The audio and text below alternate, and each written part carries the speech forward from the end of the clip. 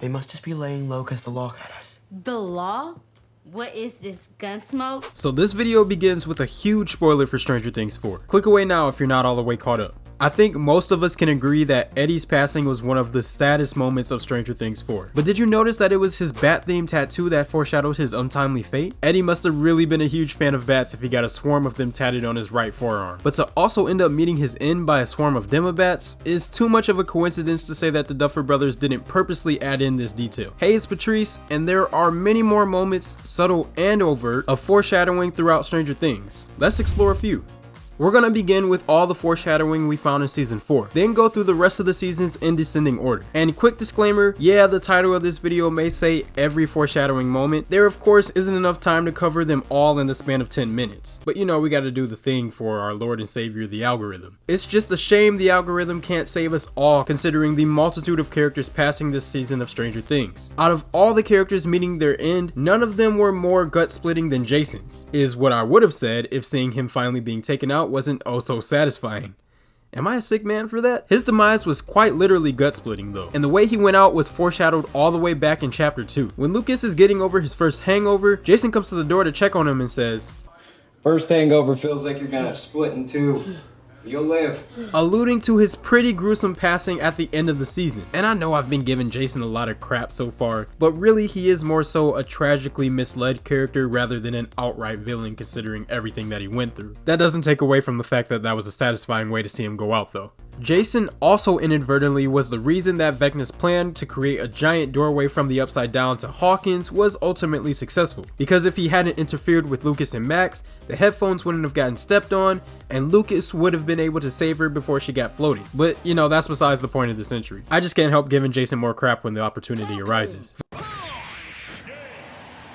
Vecna's entire plan to create that doorway and the shape of the opening itself was foreshadowed back when Chrissy was seeing grandfather clocks in the forest of chapter 1. One of the clocks she sees has its glass broken in the exact same way the portal from the upside down gets open. Additionally, the Roman numerals on the clock only go up to the number 4, alluding to the number of victims Vecna needed. Also, that 4 should be IV, but they're all composed of the Roman numeral for 1 as a way to foreshadow the biggest reveal of the season, that Henry Creel / Vecna was number 1 all along.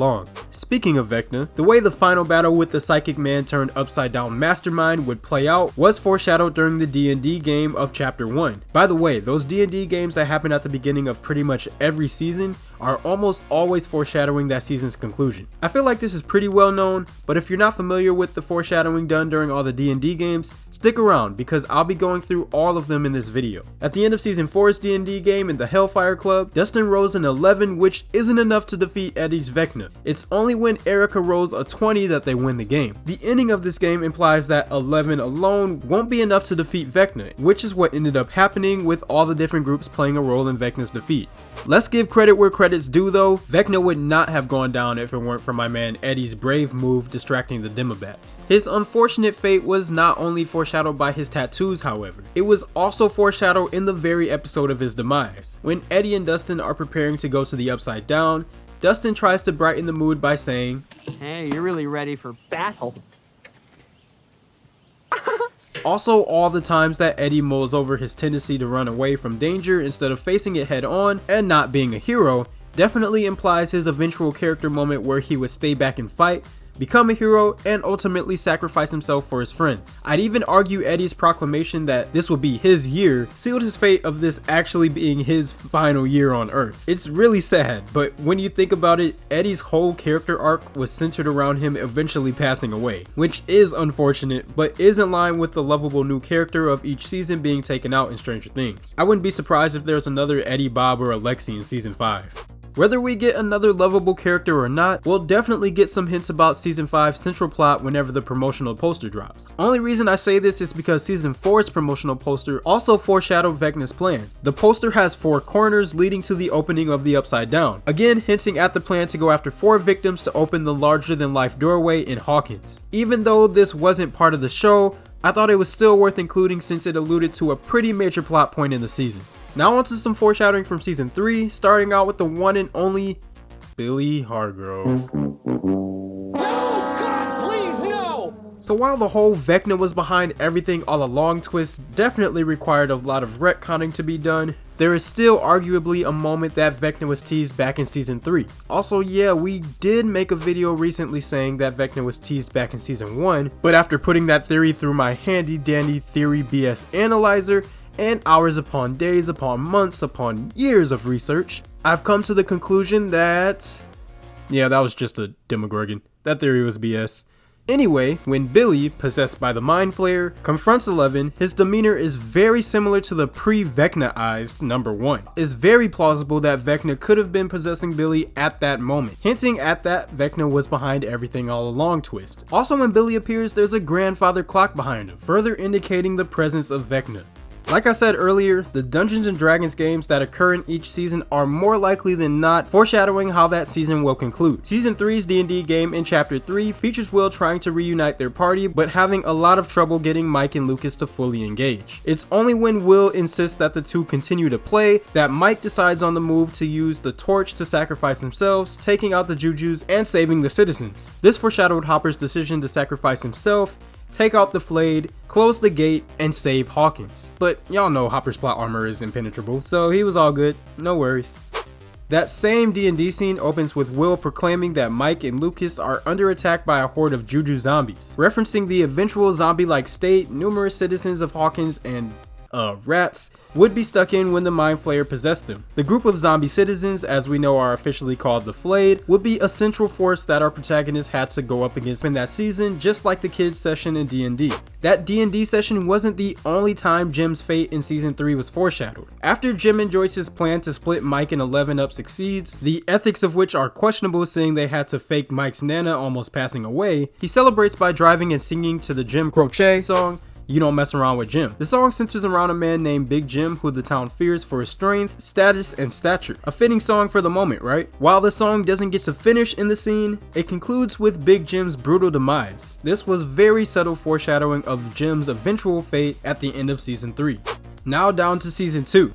While this season may not have started out with the D&D game, it did begin with the kids competing at the arcade as a substitute. But the foreshadowing doesn't stop just because the gaming medium changed, because each of the games the kids play while in the arcade hint at events that happen later in the season. First, when Dustin tries to beat Lucas's score in Dragon's Lair and fails, Lucas teases him and says that the princess is still his. This hints at the plotline of Lucas beating Dustin for Max's affection. The games Dig Dug and Centipede are also brought up in this scene, with Dig Dug's use of digging tunnels foreshadowing the prevalence of tunnels in season 2, and Centipede's big centipede bad guy breaking up into smaller bugs, foreshadowing the Mindflayer's ability to send demogorgons and demodogs after its prey. The entire Russian invasion plotline of season 3 was also heavily foreshadowed this season, with Murray's preoccupation trying to find a Soviet presence in Hawkins. As we know, in season 3, it was discovered that the Soviets learned about the Upside Down and planned on taking advantage of the Dimension's capabilities underneath the newly built Starcourt Mall. Fortunately, Murray was onto them since his introduction, as he theorized that Barb's passing and Eleven's presence had something to do with the Russians' plan to invade the small town. Mike and Lucas's argument over who gets to be Venkman from the Ghostbusters has some pretty major foreshadowing for Lucas's role in season 2, and as we'll find out, both characters actually get to be Venkman. In the Ghostbusters, Venkman and the 5th woman main character of the group fall in love, and when you look at Mike in the first season, he pretty much fills his role since he falls for Eleven. In season 2, however, Mike takes a back seat since Eleven is missing for most of the run,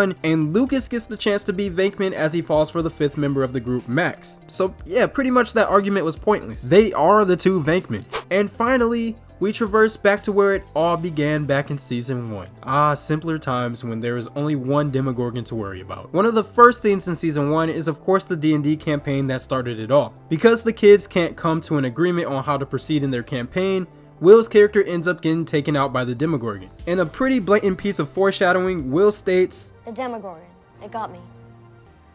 See you tomorrow." Which we all know actually ends up happening. The kids not being able to agree on how to move forward also foreshadows the conflict between Lucas and Mike that boils over later in the season, and also alludes to the fact that they all need to work together in order to defeat the Demogorgon and successfully complete their campaign. With everything I've covered in this video, it wouldn't be surprising if upcoming events in Stranger Things 5 have already been foreshadowed in the latest episodes, especially considering Stranger Things 4 was made as the beginning of the end of the finale of the series. That was a mouthful. I don't know why I wrote it like that. We'll probably come back with an updated list whenever the next season drops, but for now, let us know if you caught any other foreshadowing throughout the show. You know, especially if you think there's some foreshadowing of Eddie coming back. Please, just spare a crumb of hope. It's not exactly the garden, but gotta start somewhere, right? So